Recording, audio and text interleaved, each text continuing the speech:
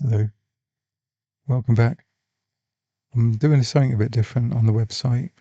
If you go to blendercube.co.uk/shortcuts, you'll be able to see this. I've only just started it tonight, so there's a lot of it not working, like suggest a shortcut doesn't work at the moment. The copy shortcut, that doesn't work at the moment, but you can obviously click on anything and it will change it to that category.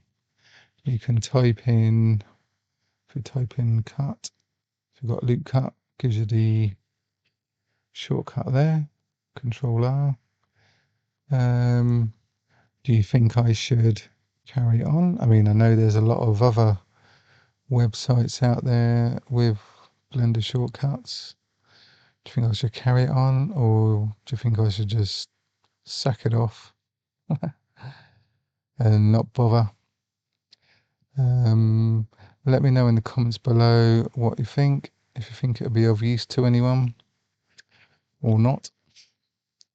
Whatever happens, I will listen to your decision. All right, let me know. Ta-da.